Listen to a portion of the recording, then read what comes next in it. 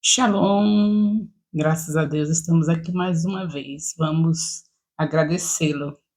É o nosso discipulado do Ministério Apostólico Internacional Filhos de Jerusalém. Mais um capítulo, hoje o capítulo 14. Temos muito que agradecer ao nosso Deus. Muito obrigada, Senhor, porque sabemos que o Senhor está fazendo algo tremendo nesse Ministério Apostólico Internacional Filhos de Jerusalém.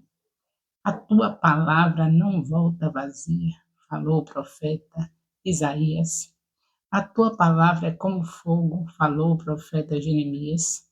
A tua palavra é como um martelo que esmiuça a pedra. O profeta Jeremias também fala sobre isso. A tua palavra prospera, como está escrito pelo salmista no Salmos 1, versículo 3. Então estamos no caminho certo, principalmente porque já temos a consciência de que a palavra é Jesus, como está escrito em João, capítulo 1, versículo 14. Obrigada por esse privilégio de termos a nossa mente renovada pela tua palavra. Agradecemos em nome do Senhor Jesus. Amém. Louvado seja Deus. Capítulo 14 de Gênesis. Nós estamos vendo aqui, começa falando naquele tempo, qual tempo? O tempo que viveu Abraão, esse tempo dessa história linda, onde Deus chama Abraão, aqui no capítulo 11 de Gênesis, o chamado de Abraão foi em Gênesis 11, versículo 31. Aí vocês veem que viram que ele se demorou, Deus criou circunstâncias, e agora Abraão, no capítulo 12, tem um renovo de chamada, Deus torna a reforçar o seu chamado. Então foi nesse tempo de Abraão, que é o personagem principal aqui no Novo, no Velho, ou seja, no Antigo Testamento. Personagem principal porque foi ele que iniciou a nação de Israel, a nação onde nasceu Jesus Cristo.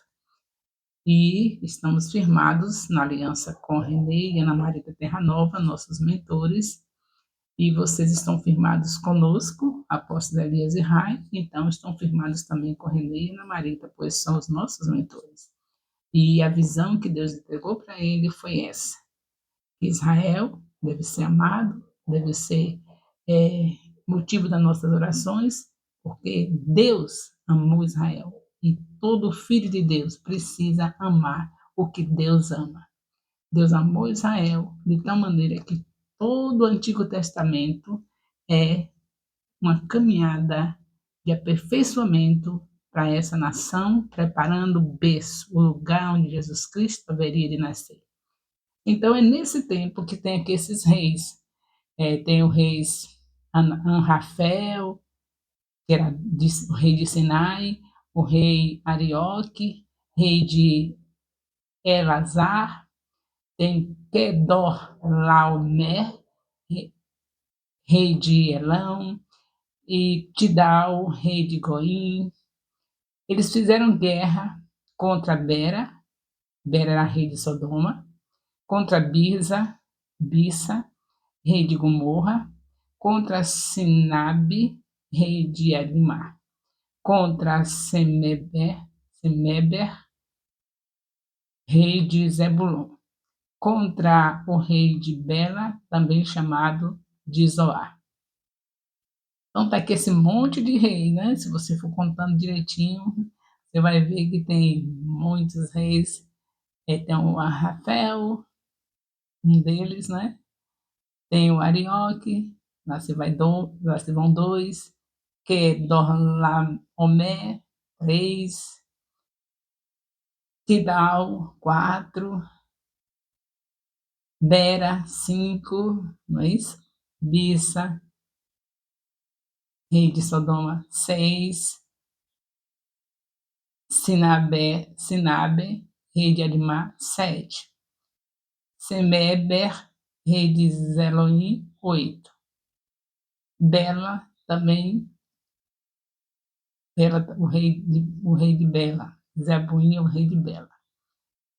E Bela é chamada Zoar, aquela cidade onde nós sabemos, aquele lugar que nosso querido Ló pediu para ir, quando saiu de Sodoma e Gomorra. Então estamos nesse tempo, e todo mundo queria ser rei, né, e os reis ficavam aliados, daqui a pouco eles se ficavam insatisfeitos com a aliança que fazia, e era guerra, e guerra, e guerra. O caso dele era ser rei, e o rei com intenções só de estarem prosperando, de estarem sendo aqueles que dominam tudo, e quando havia alguma contrariedade no domínio deles, eles entravam em guerra. Mas aqui o que está em pauta é o que aconteceu com o nosso querido Ló. Vocês viram no capítulo anterior que estava falando de Ló, que ele escolheu o lugar mais belo, sem consultar a Deus, com certeza, porque se consultasse Deus não deixaria ele ir para lá, e que lá estava bem próximo das pessoas que estavam cometendo os piores pecados na terra, que era Sodoma e Gomorra. E ali ele estava tão próximo que agora já estava dentro de Sodoma e Gomorra. E na hora que esses reis atacam, quem perdeu nessa guerra? Sodoma e Gomorra perdeu. E aí por isso foram levados seus bens, as pessoas, tudo cativo na mão desses reis vencedores. E aí depois que Abraão fica sabendo que o seu sobrinho Ló tinha sido raptado, tinha sido capturado, tinha sido levado pelos inimigos de Sodoma e Gomorra, os reis que venceram a guerra, Abraão ficou sabendo porque alguém sempre escapa alguém, né? E essa pessoa que escapou foi falar com Abraão, foi contar que seu sobrinho havia sido levado também. Aí Abraão arruma a sua turminha, você sabe que Abraão era muito rico, já falamos disso. Ele não era, ele e a sua esposa e uns pezinhos de coentro plantados no quintal, não. Ele tinha muita coisa, ele tinha rebanhos e mais rebanhos. Já falei para vocês que ele era um sheik. Sheik quer dizer chefe de muitos pastores. Ele era tipo um rei, né, Abraão, né? Tipo um rei. É, se fosse considerar as riquezas que ele tinha praticamente um exército. Você vê que aqui ele escolhe, ele leva, vai pegar a Ló, ele junta o seu povo, e nós vemos que os 318 é, soldados, né, digamos, como se fossem soldados, treinados por Deus, porque quem estava na mão de Abraão era para ser vencedor. Quem estava vindo com Abraão, quem estava com eles, era para ser vencedor. Qualquer descendência de Abraão era para ser abençoada. Então, as pessoas que estavam com ele, que era que nem os soldados, era que não o exército, 318, que ele pegou e foi para salvar o seu sobrinho, né? Foi atrás, correu atrás, e não foi perto não, viu? Foi muito longe. O lugar que ele estava, para chegar onde estava Ló, era muito distante. Mas a coragem de Deus, do Espírito de Deus na vida de Abraão, fez com que ele tivesse nessa valentia toda.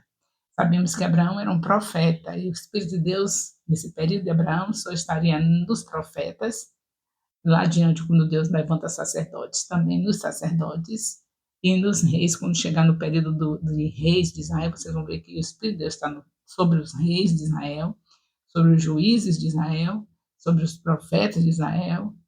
Então, só eram pessoas especiais, levantadas por Deus, que tinham o Espírito Santo. E hoje, graças a Deus, todos os que aceitam Jesus Cristo têm o Espírito Santo dentro, para nos dirigir em tudo. Basta a gente viver atento para os ensinos e a direção que ele nos dá. Aí, nesse caso, como Abraão era um profeta, ele tinha o Espírito de Deus, né? Então tinha valentia, tinha coragem, porque Deus nos deu o Espírito Santo, é o Espírito da coragem. Então ele vai, salva seu sobrinho, traz todos os despojos, tudo que foi roubado foi levado pelos reis vencedores, ele levou, tomou tudo de volta, tomou seu sobrinho e trouxe de volta. Mas algo muito interessante nesse capítulo é um encontro inesperado, não é? Abraão, ele era um homem chamado por Deus, e quem tem o Espírito Santo sabe muito bem que não é dono de nada, tudo que possui é de Deus, a própria vida é de Deus, o fôlego que nós temos é de Deus, e essas pessoas não depende de uma lei, de alguém que mandar fazer, mas elas têm dentro do seu coração essa vontade de estar dando tudo que tem para o Senhor.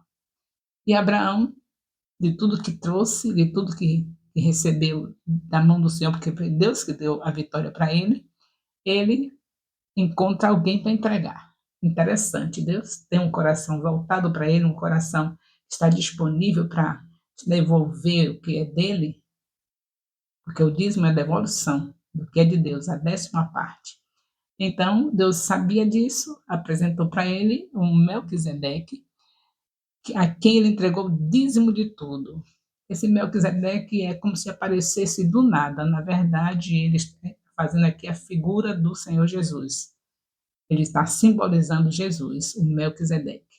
E o Abraão, nesse momento que está entregando o dízimo, ele está simbolizando uma tribo que haveria ainda de surgir, que não surgiu ainda está aqui, Abraão ainda sem ter ainda cumprido nem um terço da metade do que havia se cumprido na vida dele, mas lá adiante, nos próximos capítulos, nós vamos ver que vai surgir uma tribo que vem da descendência de Abraão, através de seu filho Jacó, a tribo chamada tribo de Levi. Essa tribo é responsável, lá adiante, é claro, ainda não chegou o momento, pelos dízimos, pela entrega dos dízimos, pelo lidar com os dízimos. Então, Abraão, nesse momento aqui, já simboliza essa tribo, a antiga aliança, que é a tribo, as tribos que formaram Israel fazem parte da primeira aliança, da antiga aliança, que é a primeira. E o Melquisedeque estava ali fazendo, simbolizando Jesus. Jesus está onde? Presente na terra há 33 anos, desceu para onde? Para a terra. A segunda aliança mostra Jesus Cristo nascendo em Belém, passando 33 anos ali em Jerusalém, e ali o Melquisedeque está representando esse Jesus, o nosso Senhor Jesus Cristo, que é a segunda aliança que nós estamos, e o Abraão, representando a tribo de Levi, significa a primeira aliança, que é essa que estamos estudando, Antigo Testamento, entregando para Jesus, vamos dizer assim, Levi entregando para Jesus, devolvendo o dízimo. Isso está trazendo para nós a figura, a alegoria, mostrando que o dízimo continua na aliança, a nova aliança que Jesus fez conosco. Então, o dízimo não é só para o Antigo Testamento, o dízimo é para o Novo Testamento, o dízimo é até a volta do Senhor Jesus. Esse capítulo é muito interessante. Tem esse mistério para ser resolvido, né? Na cabeça de muita gente, que deu um nó na cabeça de muitos, que ficam pensando que o dízimo é da lei. O dízimo não é da lei, o dízimo é de todo o coração, que entende quem é Deus, e sabe que veio dele, que está vivendo aqui para ele e que vai sair daqui para ele, para morar numa cidade onde não precisa do sol nem da lua, porque Jesus é o Senhor dessa cidade, o brilho vem todo de Jesus. Então, quem sabe disso, que não é nada, quem sabe a sua cosmogonia, que é aqui em Gênesis, Deus se revelando ao homem, fazendo o homem segundo a sua imagem e semelhança. Quem sabe o que está fazendo aqui, sabe que tudo que tem é do Senhor, por isso dizima, por isso oferta, por isso primicia seus sacerdotes, independente de lei, ou sem, com lei ou sem lei, porque isso é um caso de um coração quebrantado, como diz o Senhor em Salmo 51, versículo 17. Um coração quebrantado, o Senhor não despreza jamais, porque um coração quebrantado, ele se entrega ao Senhor por inteiro, não entrega somente uma parte. Tudo que temos é dele. Então, nós temos sacerdotes, no caso do nosso ministério, tem o apóstolo Elias e a apóstola Rai, que são os pais espirituais do ministério, fundadores do ministério. Então, a quem entregar as primícias? Que é primícia? Um dia do seu salário. Se você não tem um salário fixo, você tira uma parte que você achar que é digno de entregar, entrega para o seu sacerdote, porque nós sabemos muito bem que todo o tempo o Senhor valorizou aqueles que Ele chama para estar tomando conta do seu povo. E o que é que faz os apóstolos? Os apóstolos fazem o quê? Eles fundam o ministério, são aqueles que iniciam o ministério, depois eles ficam cuidando das congregações, onde cada bairro se faz uma congregação. O apóstolo é esse que vai abrindo caminho, levantando congregações, levantando células, levantando. É esse aí. E por isso, é claro que eles precisam ter o tempo todo para a obra do Senhor, não pode trabalhar em outra coisa. Então tem que ser sustentado pelo povo. O povo dá a primícia aos apóstolos. É esse o nosso sustento. É aí desse jeito que a gente continua trabalhando, indo aos lugares mais longe, fazendo a obra onde muitos não podem fazer. Então, graças a Deus que nós estamos aqui nesse capítulo, tendo uma confirmação de que o dízimo não é apenas para aqui, para a antiga aliança, não é apenas o tempo da lei, mas o dízimo é até a volta do Senhor Jesus. E aí, nós vamos encerrando o capítulo, né? Na parte principal do capítulo, que é isso aí. É essa obra maravilhosa, essa aparição desse Melquisedeque, que significa, que simboliza Jesus, e Abraão fazendo o papel da tribo de Levi, entregando os dízimos para Jesus. No caso, Melquisedeque representava Jesus. Eu espero que todos vocês estejam entendendo que nós estamos aqui para servir ao Senhor, e não se serve ao Senhor sem colocar o dinheiro no altar. Não se faz o reino de Deus crescer sem colocar o dinheiro no altar. Então, não é para você fazer justiça com as suas próprias mãos. Logo que é para sustentar a obra, então eu faço. Eu vou cuidar das viúvas, vou cuidar dos órfãos, em vez de dar dízimo para fulano ou para ciclano, você não vai dar dízimo para ninguém, você vai entregar o que não é seu, devolver na casa de Deus, porque é assim que está escrito em Malaquias 3:10, para trazer os dízimos à casa do tesouro. Qual é a casa do tesouro? É a casa onde você frequenta, é esse templo que você vai, onde você adora a Deus, e a principal adoração é você devolver ao Senhor aquilo que não é seu. Dízimos, ofertas, primícias, não é seu. Esses tributos não são seus, é do Senhor. Por isso que o Senhor fala lá em Malaquias: roubará o homem a Deus? Infelizmente, alguns roubam, mas em nome de Jesus, a palavra que muda a nossa mente vai fazer com que todos possam ser fiéis e ver esse ministério próspero em todas as áreas, congregações em todos os bairros dessa cidade, alcançando também outros lugares, porque foi para isso que Deus nos chamou. E só se faz isso com o dinheiro que o povo de Deus deposita no altar. Muito obrigada, Senhor, por esse momento especial da tua palavra em Gênesis 14. O amor de Deus, nosso Pai, a graça salvadora do nosso Senhor Jesus Cristo, a comunhão do Espírito Santo seja com todos os discípulos e discipuladores do Ministério Apostólico Internacional, Filhos de Jerusalém, desde agora e para sempre. Amém, amém, amém.